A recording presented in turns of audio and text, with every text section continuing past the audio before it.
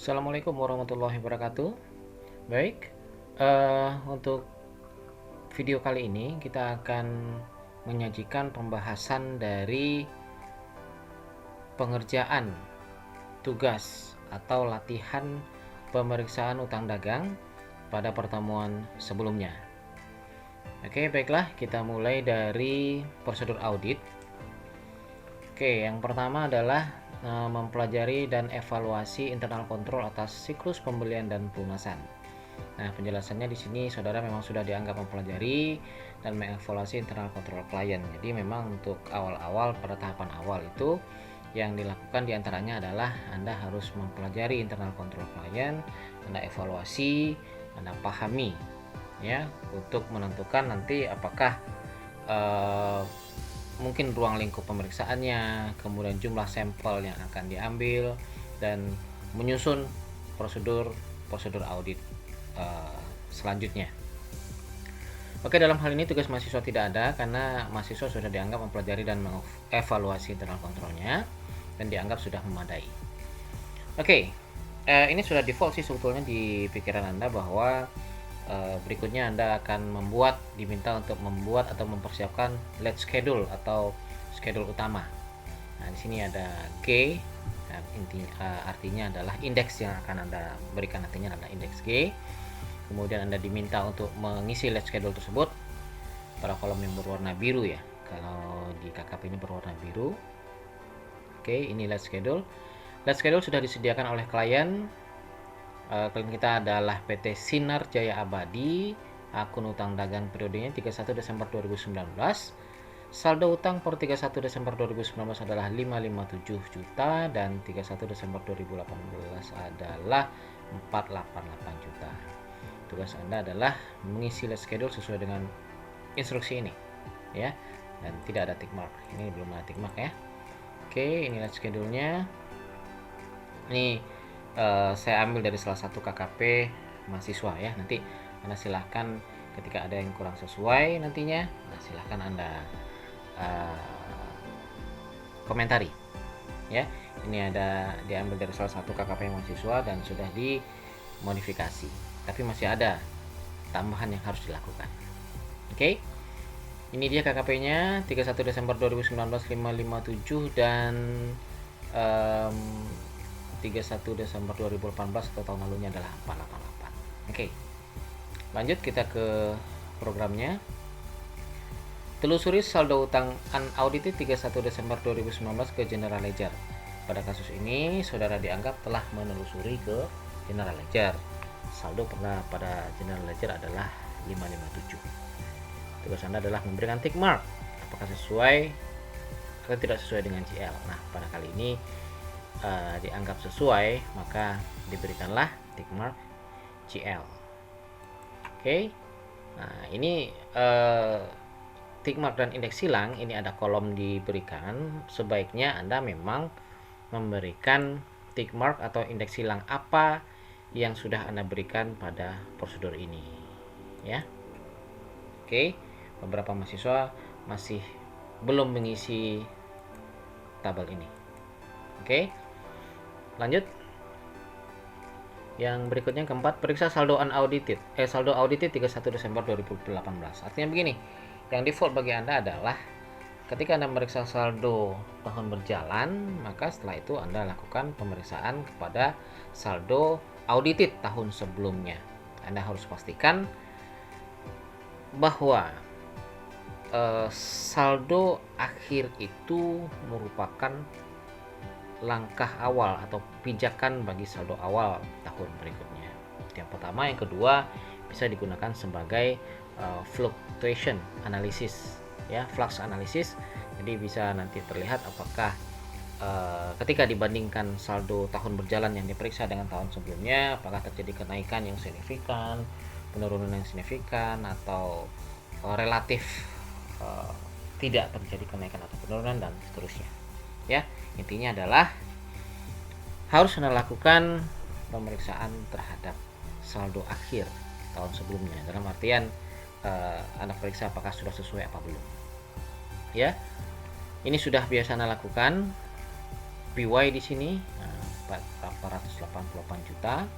Karena di sini penjelasannya adalah saudara menemukan bahwa saldo akhir 31 Desember 2018 adalah 488. Oke, sama ya. PY, prior year, sama dengan tahun lalu. Yang kelima, minta daftar umur hutang kepada klien untuk akhir tahun berjalan. Daftar umur hutang sudah saudara peroleh dari klien dan sudah saudara arsipkan dalam KKP, kertas kerja, pemeriksaan atau kertas kerja indeks G1. Hitung kebenaran penjumlahan. Nah, kalau hitung kebenaran penjumlahan kan berarti kan footing ya. Nah, kita lihat daftar hutang di G1. Nah, ini dia daftar hutangnya, tulis. Nah, maka dijumlahkan. Ini seharusnya dengan menggunakan rumus. Oke. Setelah melakukan penjumlahan, berikan tanda footing. Ya, ketika ada tabel-tabel seperti ini, Anda pastikan penjumlahannya. Jika benar, berikan footing. Ya, diberikan footing. Oke, lanjut. Nah, di sini kita berikan footing. Lalu kemudian setelah dijumlahkan, tentu saja Anda harus memeriksa saldo utang itu benar adanya apa tidak. Anda bandingkan, Anda telusuri ke daftar umur hutang. Ya. Nah, secara total ini sebetulnya bisa secara total dan bisa secara detail. Nah, di sini diminta secara total saja, bandingkan ke general ledger. Lalu diminta berikan tick mark di indeks G1 katanya. Oke, G1. Nah, secara total, ini secara total, dan dianggap ini di soal dianggap ini sudah sesuai dengan GL, maka diberikan tick mark GL. Ya. Oke, saya beri warna dulu, tandanya ini sudah dilakukan. Oke, biru agak gelap. Oke, tidak kelihatan. Kita kasih warna terang deh.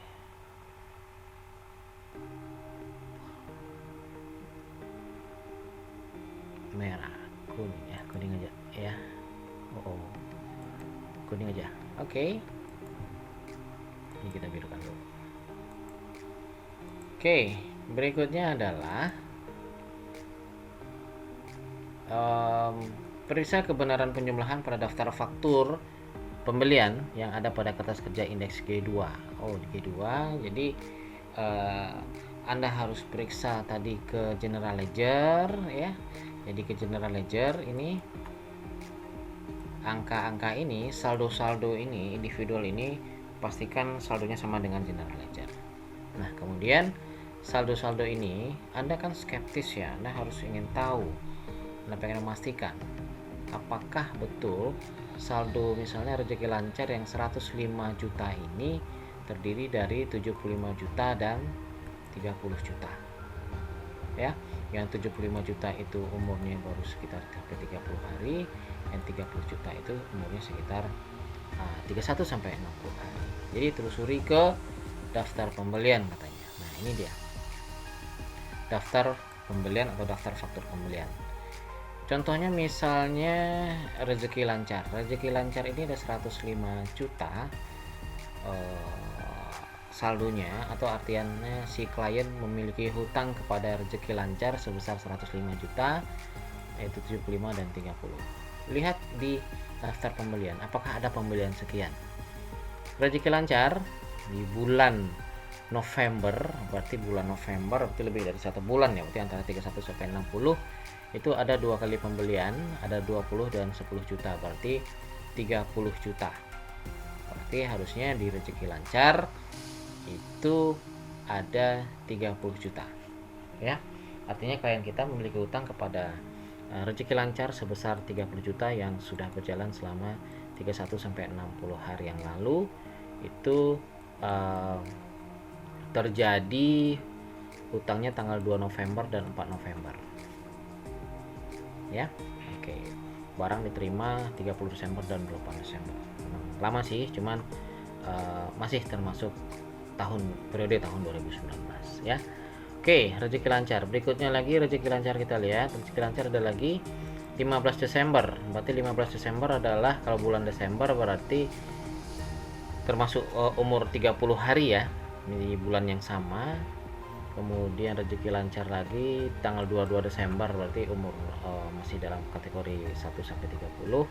sebesar 25 dan 50 sama dengan 75. Berarti kita lihat G1 memang betul 75 ya, 75 juta totalnya. Nah, seharusnya ini di insert. Nah, ini di insert untuk menentukan bahwa yang 75 ini, 75 juta ini sesuai dengan G2 secara detail. 75 ada ya, G2 ada 75 juta, kemudian yang 30 juta juga ada G2 yang di insert ya.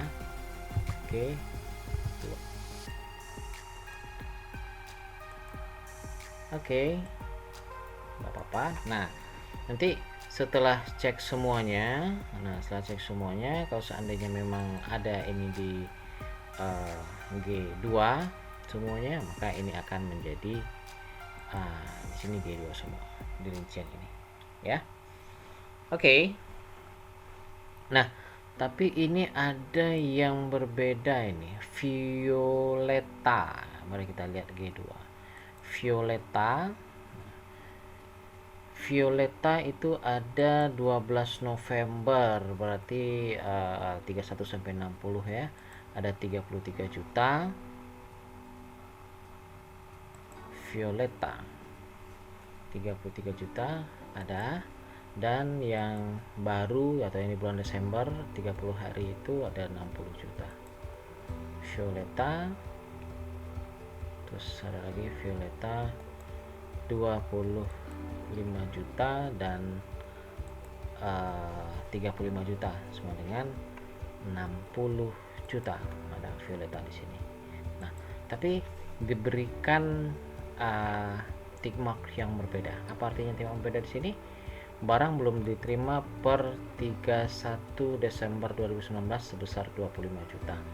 Berarti barang yang 25 juta ini memang belum diterima. Nah, barangnya baru diterima tanggal 1 Januari 2020. Ini untuk 2020. Iya, 2020 ya.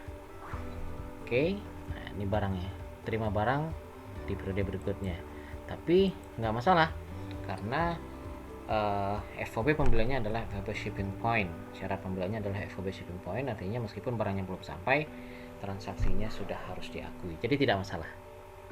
Ya, 25 juta, 35 juta tetap diakui sebagai, terutama 25 juta ini yang barangnya belum sampai, sebagai hutang dagang klien kita. Oke. Kemudian lakukan penelusuran terhadap saldo utang individual ke faktur pembelian. Nah, ini tadi ya, data faktur pembelian representasi dari faktur pembelian. Oke.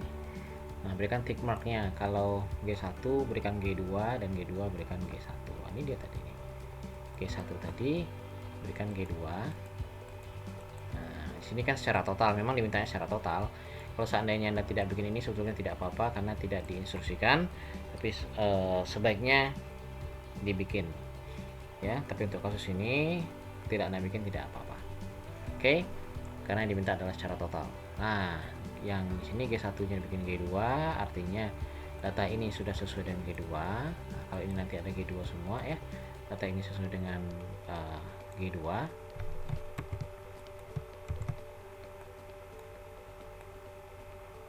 Oke, nah ini juga demikian sama G2, dan data yang di G2 itu sama dengan yang ada di G1. Berarti tadi misalnya 30 juta ini rezeki lancar, berarti di G1 rezeki lancar ada 30 juta. Itu maksudnya. Makanya ini maksudnya indeks silang. Yang angka G2 itu sesuai G1, angka G1 sesuai dengan G2. Oke, berikutnya lagi, periksa apakah barang yang telah dibeli dan termasuk dalam daftar utang. Yang masuk daftar utang itu barangnya telah sampai di gudang klien. Nah, berikan tick mark yang diperlukan pada indeks G1 jika barangnya telah sampai atau belum sampai. Nah, ini tadi ya, di G1 ini kita pastikan apakah barang-barang yang hutang ini barangnya udah sampai semua. Nah, tentu kita lihat G2 ya, daftar pembelian tadi. Ya, dari 5.557 ternyata ada satu transaksi yang barangnya belum sampai, tapi sudah diakui sebagai hutang. Nah, apakah ini benar? Apakah ini wajar bagi klien? Ya, ini wajar. Kenapa? Karena syarat pembeliannya adalah FOB shipping point. Jadi meskipun barangnya belum sampai, transaksi sudah diakui. Jadi 25 juta ini sudah diakui sebagai hutang usaha bagi PT Sinar Jaya Abadi. Ini ya, 25 juta tambah 35 sama dengan 60 ya. Nah, 60 juta untuk bulan Desember.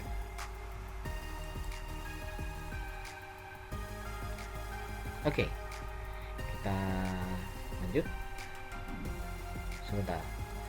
Pastikan dulu ini Violeta ya, Violeta. Oke, Violeta tadi ya betul 60 juta. Oke, lanjut ke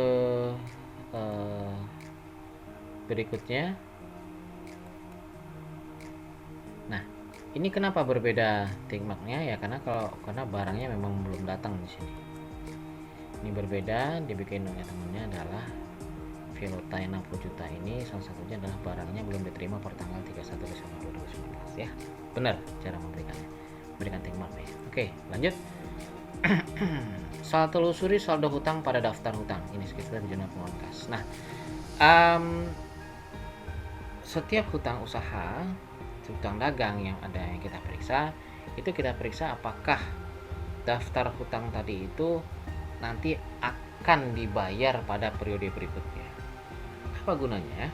Gunanya adalah kenapa kita harus periksa apakah ada pembayaran setelah tanggal neraca, apakah ada subsequent payment, apakah daftar hutang yang dicatat oleh klien pada laporan keuangannya pada pada sebagai data pembantunya, apakah hutang tersebut benar-benar ada ya.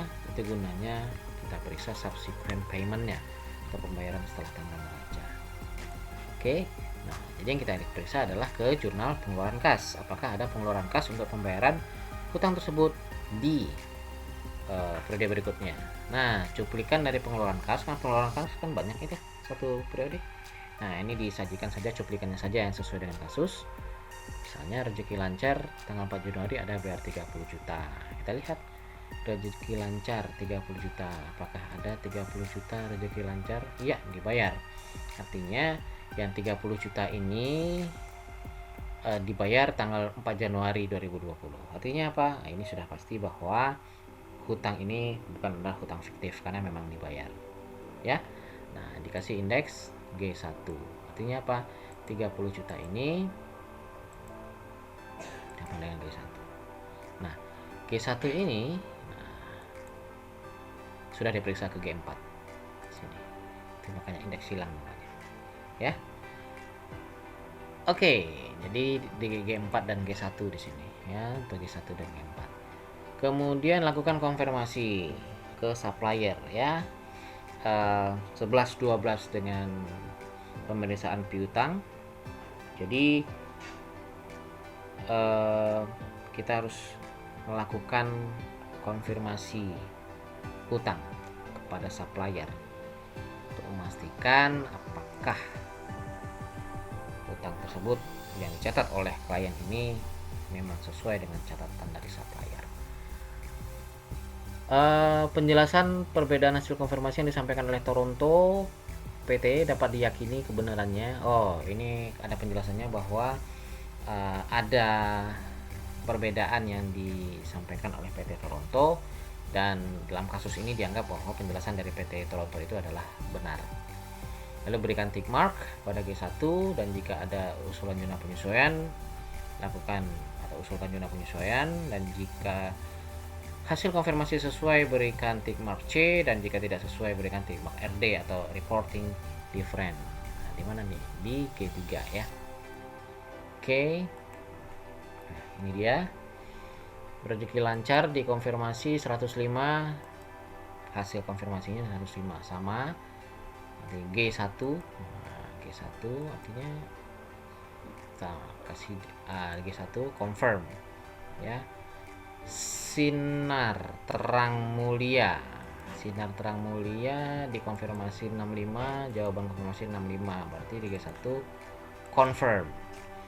Toronto 70 juta dikonfirmasi 70 juta, menurut Toronto adalah 100 juta. Nah, ada perbedaan. Di sini dibikin reporting different. Nah, ini boleh dibikin RD atau boleh juga dibikin G1, that's okay. Tapi di sini RD di sini ya, reporting different, nggak masalah, sama saja, sama-sama komunikatif. Oke. Ketika terjadi perbedaan ini, maka Anda sebagai auditor harus meminta penjelasan kepada klien, dan klien menyatakan bahwa cek dari PT Sinar Jaya Abadi, ini jawaban dari si supplier ini kenapa terjadi perbedaan. Cek dari PT Sinar Jaya Abadi berupa cek BNI nomor sekian sebesar 30 juta untuk pembayaran pembelian barang tanggal 23 Oktober 2019. Nah, ini transaksi ini tidak ada di dalam catatan hutang klien ya, karena klien menganggapnya sudah lunas ini ya, makanya tidak ada di daftar hutang klien, tidak ada ya. Di sini juga tidak ada, di daftar klien juga tidak disajikan, karena ini memang klien pada saat itu sudah menganggap dia sudah membayar hutangnya dengan mengeluarkan cek.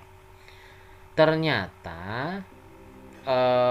ini pembayaran pembelian tanggal 23 Oktober 2019, ternyata ceknya hilang. Jadi Sinar Jaya Abadi sudah memberikan cek itu kepada si supplier, kepada Toronto, namun ternyata si Toronto hilang cek yang diberikan oleh klien kita ini. Dan klien kita sebetulnya sudah berjanji untuk mengganti. Nah, artinya apa? Ketika si klien kita memberikan cek, mungkin dia sudah langsung mendebit hutangnya sehingga hutangnya lunas, padahal ceknya hilang dan uangnya tidak jadi ditarik, sehingga tentu saja dalam hal ini hutangnya belum bisa dianggap lunas karena uangnya belum ditarik. Sementara klien sudah menganggap lunas yang 30 juta ini, maka harus ada pembalikan. Jadi hutangnya harus dimunculkan lagi ya. Jadi hutangnya jadi diajukanlah usulan jurnal penyesuaiannya adalah debitkan lagi debitkan lagi kasnya dan kreditkan lagi utang usahanya ya, atau utang dagangnya. Oke, ini di G1 tidak ada. Oh, di let's schedule. Nah, kasnya ya atau banknya di debit 30 juta dan utang dagangnya di kredit 30 juta. Jadi utangnya masih muncul, ternyata nggak jadi lunas. Oke. Nah, kemudian yang terakhir ini. Nah, perbedaan saldo dengan Yokohama karena ada pembelian barang dagang dari Yokohama 20 juta, barang dikirim dari Yokohama tanggal 31 Desember 2019 dan sampai di PT Sinar Jaya Abadi tanggal 5 Januari 2020, syarat pembelian FOB destination. Oke, berikan tick mark yang diperlukan pada kertas kerja indeks G1. Oke, kita lihat hasil konfirmasi Yokohama.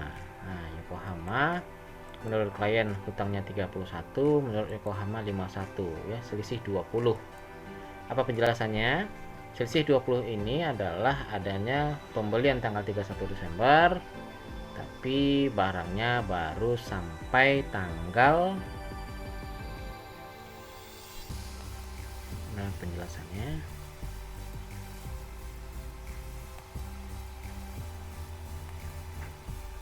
kami mengirim barang senilai 20 juta kata si Yokohama. Nah, di sini penjelasannya.